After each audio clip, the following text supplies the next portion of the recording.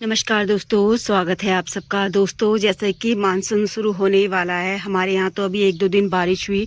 तो आपको भी अगर आप चाहते हो कि आपके कोई पौधे ऐसे हैं आपको बहुत अच्छे लगते हैं, तो आप उनकी कटिंग लगा लगा कर पौधे तैयार कर सकते हो।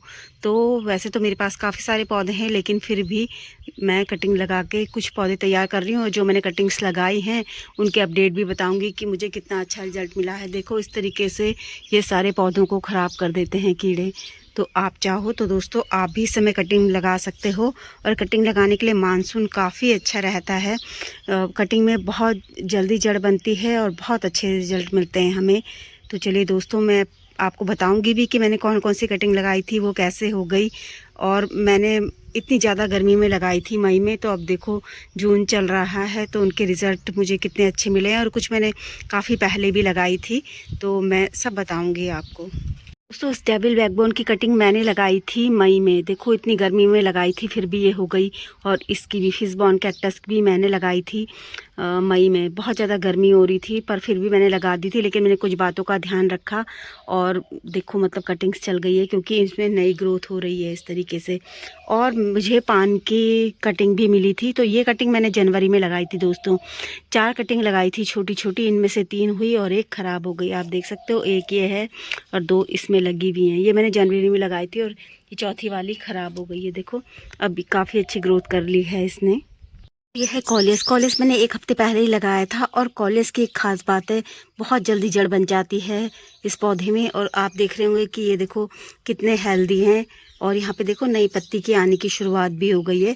ये तो खैर इसमें पहले ही थी पत्ती, लेकिन ये पत्ती का साइज काफ़ी बड़ा हो गया है, इसका मतलब कटिंग चल गई है। और यहाँ पे मैंने लगाई थी इंजॉय पोथोस की कटिंग। ये देखो, जितनी कटिंग लगाई थी उनमें से अभी तक तो कोई ख़राब हुई नहीं है। और पत्तियां कुछ कुछ में ही आई हैं, लेकिन और बाकी सारी कटिंग्स भी बिल्कुल हरी है। और अब मैं आपको बताती हूँ कि यहाँ पे मैंने लगाई थी ये पिंक लेडी वॉल्यूम जीव की कटिंग। ये काफ़ी पहले लगाई थी, इसको तो अब स्नेल ने भी खा दिया, तो मैंने सोचा इसको रिपोर्ट कर देती हूँ। और यहाँ पे वेंटिंग जीव की कटिंग भी लगाई थी इस वाले की, ये भी अच्छी हो गई। उसके बगल में ये तो मैंने इसमें लगाई हुई है छोटे से पॉट में, जिसमें सीडलिंग लगाते हैं उसमें लगाई हुई है। और वहाँ पे भी वैंड्रिक जीव की कटिंग अभी मैंने लगाई थी, मई में ही लगाई थी दोस्तों। वो मतलब अच्छी चल गई है, छोटी सी कटिंग लगाई थी, काफ़ी ग्रोथ कर ली है। इन दोनों को मैंने ऐसे लगा दिया था। ये ना तूफान में टूट गए थे ये दोनों पौधे, वैंड्रिक जीव भी और पिंक लेडी वॉल्यूम जीव भी, तो मैंने इनको लगा दिया। तो आज मुझे इसे रिपोर्ट करना है, तो मैंने यहाँ पे इनके लिए मिट्टी तैयार कर ली है। और मिट्टी ये सक्लेंट वाली ही है, काफ़ी सारी मिट्टी मैंने पहले तैयार कर रखी थी। और ये मैंने इसको अब मैं इनमें लगाऊंगी। और ये छोटे छोटे पौधे हैं, दही के डब्बे होते हैं ना, दही के डब्बों का मैं अच्छा यूज़ करती हूँ। सारे दही के डब्बों में लगे हुए पौधे हैं।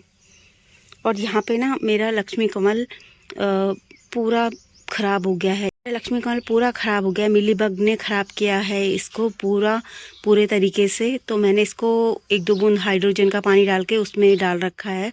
अब मैं इसकी भी कटिंग लगा दूंगी। वैसे तो सकलेंट की कटिंग लगती है अक्टूबर नहीं, सितंबर स्टार्टिंग से आप लगा सकते हो।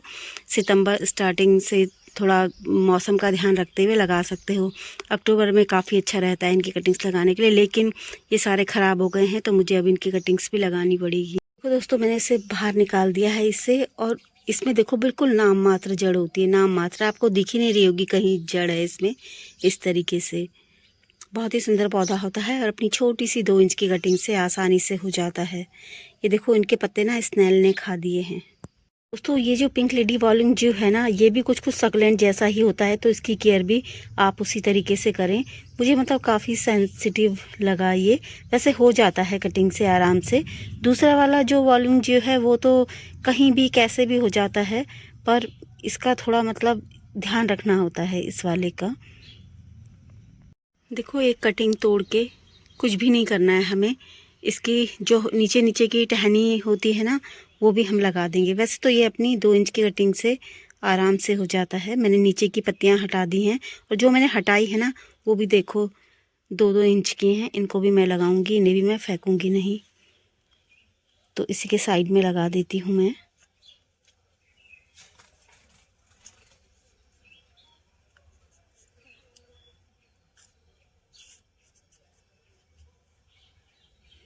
देखो, अब हम इस लक्ष्मी कमल को भी लगा देते हैं इस तरीके से। और ये सक्लेंट वाली मिट्टी है। कुछ तो इस तरीके से ख़राब भी हो गए हैं ये पूरी तरीके से, लेकिन जिनको मैं लगा रही हूँ वो सही हैं। मैं देखकर लगा रही हूँ दोस्तों, ये सब सही है। दोस्तों वैसे इस फैंडिंग जीव की मैंने कटिंग्स लगा दी है, लेकिन ये मुझे बहुत ही अच्छा लग रहा है क्योंकि ये वाला मेरे पास नहीं था ना, तो अभी मैंने अपने गार्डन में हाल ही में शामिल किया है ये। तो काफ़ी सारी कटिंग लगा दी और हो भी गई हैं कटिंग्स। तो मैं जब मुझे जो पौधे पसंद होते हैं ना, मैं उनकी बहुत सारी कटिंग लगा लेती हूँ। एक ही मतलब पौधे के काफ़ी सारे पौधे तैयार कर लेती हूँ। आप देख ही रहे होंगे इस तरीके से। किसी भी कटिंग को हमें हिलाना डुलाना नहीं है, और अपने गार्डन में जहाँ भी ऐसी जगह है जहाँ मतलब आपके पौधे बिल्कुल सही सलामत रखे हैं, उनको मतलब कोई भी चीज़ ना छेड़े। जैसे हमारे तो बिल्ली भी आती है, कभी बहुत बार बिल्ली भी गिरा देती है, मेरा खुद का ही डॉगी गिरा देता है। तो मैं मतलब अपने गार्डन में ऐसी जगह बनाती हूँ, कटिंग्स को ऐसी जगह रखती हूँ जहाँ ये हिल डुल ना पाए ज़्यादा। देखो, और अभी इनको आपको बहुत तेज़ धूप में नहीं रखना है दोस्तों।